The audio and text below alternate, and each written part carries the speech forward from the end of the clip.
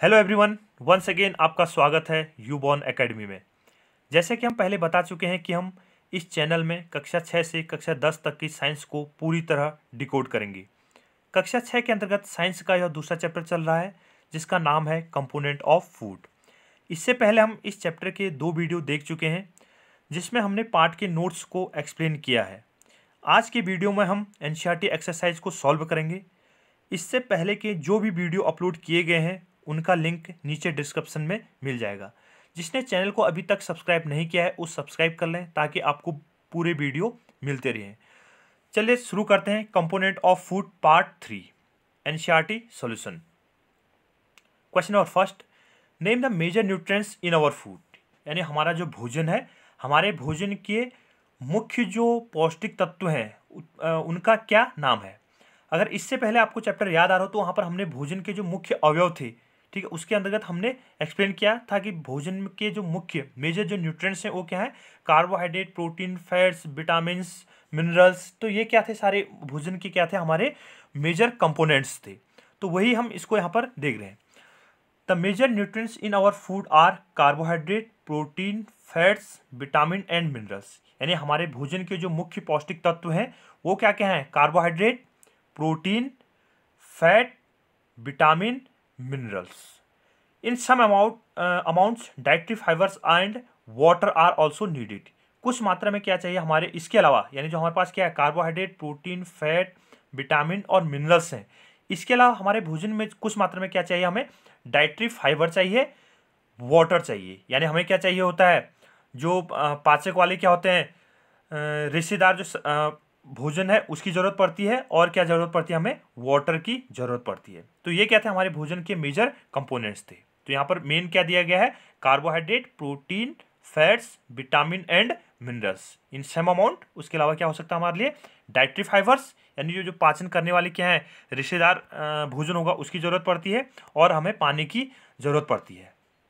Next question number 2 है हमारे पास, name the following. आपको जो निम्न दिए गए हैं उनमें नाम लिखना है। क्वेश्चन नंबर 2 का जो पहला पार्ट है, the nutrients which mainly give energy to our body. यानी आपको उस भोजन का नाम लिखना है, उस न्यूट्रिएंट्स पौष्टिक तत्व का नाम लिखना है जिससे हमें मुख्य रूप से क्या मिलती है, एनर्जी मिलती है। अगर आपको चैप्टर में याद हो तो हमने वहाँ पर भी बताया था कार्बोहाइड्रेट एंड फैट। तो इसका आंसर क्या है, कार्बोहाइड्रेट एंड फैट। तो these are the major nutrients of our energy rich sources. तो हमने इससे पहले वहाँ पर भी बताया था, यानी जो कार्बोहाइड्रेट और जो फैट है वो हमारे लिए क्या करते हैं, ऊर्जा मुख्य रूप से देते हैं। आपको याद होगा, अगर हम सेम अमाउंट, मतलब मान लो हमने 100 ग्राम कार्बोहाइड्रेट लिया और 100 ग्राम फैट लिया, तो 100 ग्राम जो फैट होगा उससे हमें ज़्यादा एनर्जी मिलती है कंपेयर टू कार्बोहाइड्रेट। यानी फैट जो है ज़्यादा एनर्जी देता है किसकी तुलना में, कार्बोहाइड्रेट की तुलना में। तो ये दो जो भोजन दिए गए हमने, कार्बोहाइड्रेट और जो फैट है, ये क्या हमारे पास एनर्जी यानी जो ऊर्जा है, ऊर्जा के क्या है, मुख्य स्रोत है, यानी ऊर्जा का मुख्य भोजन कहलाते हैं। B part, the nutrients that are needed for the growth and maintenance of our body. यानी आपको उस भोजन का नाम बताना है जो हमारी वृद्धि के लिए क्या है, वृद्धि में क्या करता है, सहायता करता है या मेंटेनेंस करता है, हमारी बॉडी को क्या करता है, मेंटेनेंस करता है। तो ये इसका आंसर जो है वो क्या है, प्रोटीन। यानी प्रोटीन ऐसा फूड है जो हमारी बॉडी को क्या करता है, बिल्डअप करता है। अगर आपको याद हो तो वहाँ पर हमने पढ़ा था, protein is known as body building food. यानी बॉडी जिससे बनती है वो क्या है, प्रोटीन है, और शरीर की जो मरम्मत है तो उसके लिए भी क्या होती है, प्रोटीन की जरूरत पड़ती है। नेक्स्ट सी है, a vitamin required for maintaining good eyesight. यानी उस विटामिन का नाम लिखना है जिससे क्या होती है, हमारी आंखें स्वस्थ रहती हैं। यानी हमारी जो आईसाइट है, मतलब हमारी जो देखने की क्षमता है वो क्या रहती है, स्वस्थ रहती है, या सही ढंग से हमें दिखाई देता है। तो अगर आपको याद हो तो हमने नोट्स के अंदर जो लास्ट टॉपिक था वहाँ पर एक टेबल देखी थी, तो उसमें कुछ विटामिन के नेम लिखे थे और वहाँ पर क्या थे, उनके सोर्सेज थे और उनकी कमी से होने वाले क्या क्या सिम्टम्स हैं, तो उसके बारे में दिया गया था। तो वहाँ पर vitamin A, vitamin B, vitamin C, vitamin D, mineral, कुछ मिनरल्स जैसे आयरन के बारे में, आयोडीन के बारे में और कैल्शियम के बारे में वहाँ पर एक्सप्लेनेशन पार्ट दिया गया था। तो उसमें से ही इसको लिया गया है। और vitamin required for maintaining good eyesight, यानी हमारे आंखों के लिए जो विटामिन है वो कौन सा है, विटामिन ए। विटामिन ए हमारे आंखों के लिए क्या है, फायदेमंद होता है। तो हमारे आईसाइट यानी हमारी जो देखने की क्षमता होती है उसको क्या करता है, स्वस्थ रखता है। और आपको याद होगा विटामिन ए की कमी से कौन सा रोग होता है, लॉस ऑफ विजन, यानी उसको क्या होता है, हमारी जो देखने की क्षमता होती है वो क्या हो जाती है, कम हो जाती है, जिसको हम रतौंधी नाम से भी जानते हैं। नेक्स्ट हमारे पास a mineral that is required for keeping our bone healthy, यानी कौन सा मिनरल है जो क्या करता है, हमारी जो हड्डियां हैं उनको क्या रखता है, स्वस्थ रखता है, या उनको क्या रखता है, हेल्दी रखता है। तो इसका आंसर क्या है, कैल्शियम। ये भी आपको याद होगा, उसी टेबल में हमने एक्सप्लेन किया था कि जो कैल्शियम है वो कैल्शियम क्या है, हमारी जो बोन है और जो हमारे टीथ हैं उनको क्या रखता है, हेल्दी रखता है। तो इसका आंसर क्या हो जाएगा, calcium. Next question number 3, name two foods is rich in, यानी आपको भोजन के नेम लिखने हैं जिसमें क्या होगा, जो कुछ भोजन के नाम लिखने हैं जिसमें जो दिए गए जो कंपोनेंट्स हैं वो क्या होंगे, मेजर अमाउंट में, यानी मुख्य क्या होंगे, ज़्यादा मात्रा में क्या होंगे, उसमें उपस्थित होंगे। तो पहला हमारे पास फैट है, यानी आपको ऐसे भोजन के नाम लिखने हैं जिसमें क्या होगा, जो वसा है, वसा की मात्रा क्या होगी, सबसे ज़्यादा होगी। तो आपको पता होगा, जैसे इसका आंसर क्या होगा हमारे पास, घी, बटर, ग्राउंडनट, यानी घी हो जाएगा, बटर मक्खन हो जाएगा, और जो मूंगफली है, ग्राउंडनट को क्या बोलते हैं, मूंगफली। तो ये क्या हमारे पास फैट के क्या है, रिच सोर्सेज है, यानी इन भोजन से हमें क्या मिलता है, फैट ज़्यादा मात्रा में मिलता है। नेक्स्ट हमारे पास क्वेश्चन नंबर 3 का जो बी पार्ट है वो है स्टार्च, यानी आपको स्टार्च जो है हमारे पास न्यूट्रिएंट है उसका कौन कौन से सोर्सेज हैं, यानी जिसमें स्टार्च की मात्रा ज़्यादा पाई जाती है उस भोजन का नाम लिखना है। तो इसका आंसर क्या हो जाएगा हमारे पास, पोटैटोज एंड राइस, यानी क्या होंगे, जो आलू हैं और जो चावल हैं उसमें क्या होता है, जो स्टार्च है उस स्टार्च की मात्रा क्या होती है, ज़्यादा मात्रा उपस्थित होती है। नेक्स्ट सी पार्ट है डाइटरी फाइबर्स, यानी जो हमारे पास क्या है, डाइटरी का मतलब क्या है, पाचक वाले से लिया गया इसका शब्द फाइबर, यानी जो पाचन में रेशेदार जो भोजन होता है उसकी क्या भूमिका रहती है। तो डाइटरी फाइबर के अंतर्गत हमारे पास वेजिटेबल्स, फ्रूट एंड ग्रेन्स, आपको याद होगा जो हमारे पास क्या होते हैं, रेशेदार सब्जियां होती हैं, तो उसमें क्या होता है, डाइटरी फाइबर ज़्यादा मात्रा में पाया जाता है। और कुछ क्या हमारे पास फ्रेश फ्रूट है और क्या होते हैं, अनाज, तो अनाज क्या होता है उसमें आता है। आपको याद होगा जो रफेज कहा था हमने पिछले नोट्स में, तो रफेज के बारे में जहाँ पर एक्सप्लेन पार्ट था, तो उसके अंदर क्या होता है, डाइटरी फाइबर ज़्यादा मात्रा में पाया जाता है। नेक्स्ट हमारे पास है प्रोटीन, यानी आपको उस भोजन का नाम लिखना है जिसमें प्रोटीन क्या होगा, ज़्यादा मात्रा में पाया जाता है। तो इसका आंसर क्या होगा, मिल्क, एग एंड पल्सेस। तो हमारे पास क्या है, दूध हो गया, अंडे हो गए और दाल हो गया। आपको पता होगा हम हमेशा ही कहते हैं कि दालों में क्या होता है, प्रोटीन बहुत ज़्यादा मात्रा में पाया जाता है। तो ये 3 फूड दिए गए। इसके अलावा क्या हो सकता है, हमारे पास फिश भी हो सकता है, मीट भी हो सकता है। तो ये क्या हमारे पास प्रोटीन रिच सोर्सेज हैं, यानी ऐसा भोजन जिसमें क्या होगा, प्रोटीन की मात्रा ज़्यादा होगी।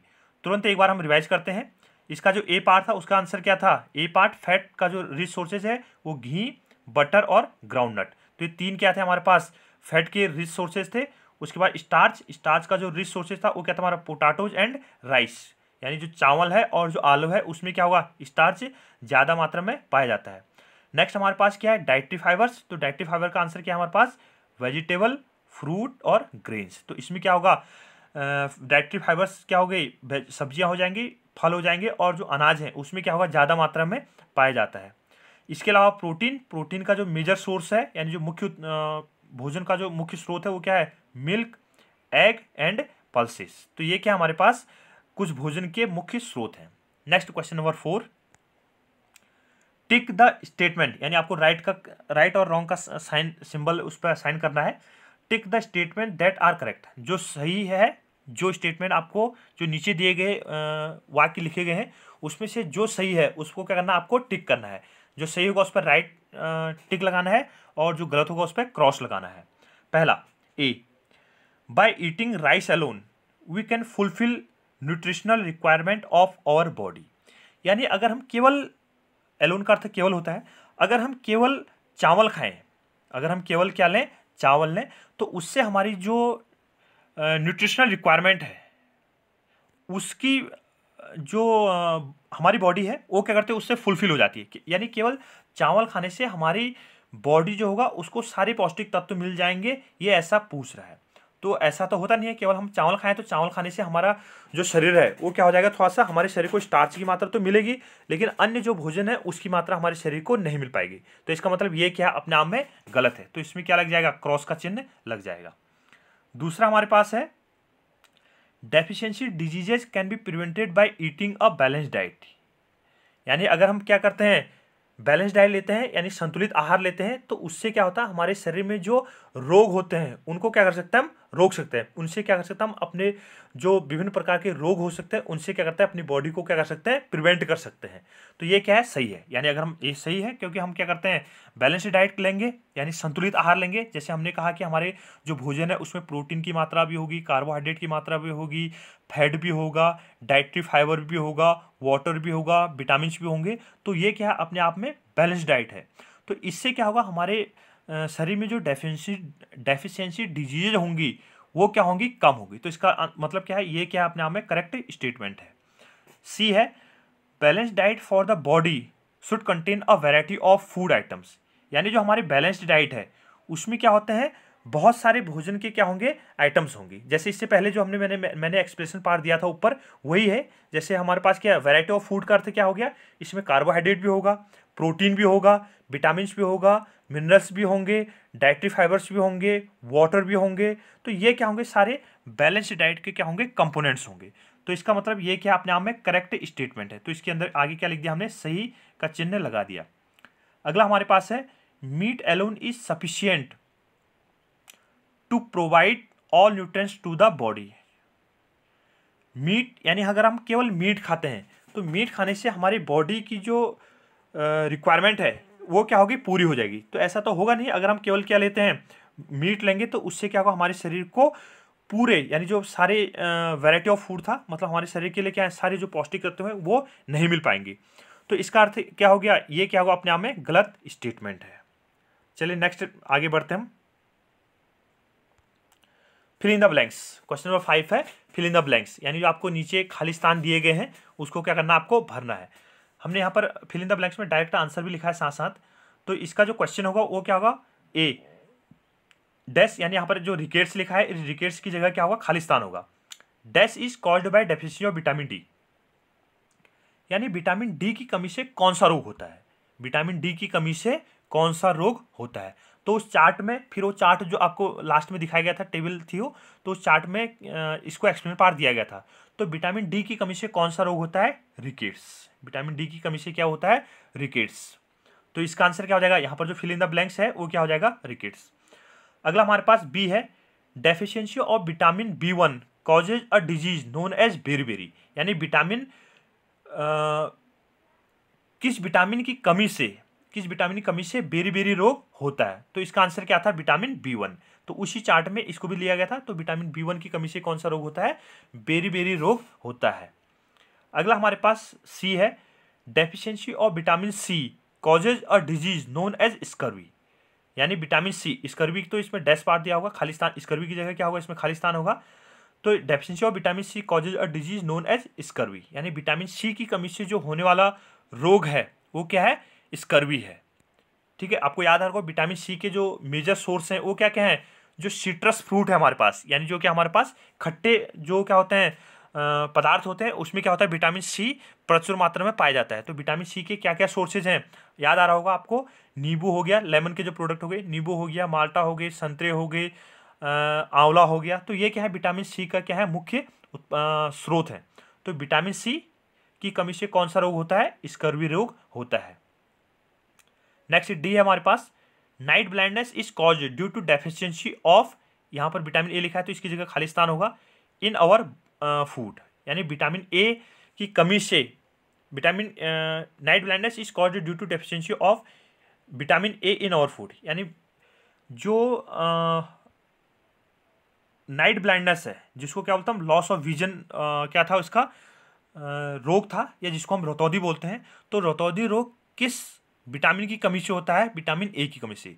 यानी हम विटामिन ए प्रचुर मात्रा में नहीं लेंगे तो हमारे शरीर में क्या होगा जो हमारी जो देखने की क्षमता है वो देखने की क्षमता क्या हो जाती है कम हो जाती है। तो विटामिन ए हमारी आंखों को क्या रखता है हेल्दी रखता है, यानी हमारी आंखों को क्या रखता है स्वस्थ रखता है। और विटामिन ए के क्या क्या स्रोत थे विटामिन ए की हरी सब्जियां, दूध, ठीक है। तो ये हरी सब्जियां मेजर सोर्स है, गाजर हो गया, तो ये क्या होंगे इसके मुख्य स्रोत होंगे। तो विटामिन ए की कमी से कौन सा रोग होता है night blindness. Vitamin A night blindness वाला हो जाएगा। विटामिन सी की कमी से कौन सा रोग होता है, विटामिन सी वाला कौन सा हो जाएगा, स्कर्वी, और विटामिन बी वाला कौन सा हो जाएगा, बेरीबेरी, और विटामिन डी वाला कौन सा हो जाएगा, रिकेट्स। तो ये हमारे पास यहाँ पर table fill in the blanks था, तो इसको लगा। इससे पहले वो जो टेबल दी गई थी उस टेबल में जो सारे दिए गए थे vitamin A, B, C, D, और उसके अलावा वहाँ पर कुछ मिनरल्स के बारे में दिया था जिसमें आयरन, कैल्शियम और आयोडीन के बारे में एक्सप्लेन पार दिया गया था। तो वो टेबल बहुत ज़्यादा इंपॉर्टेंट है।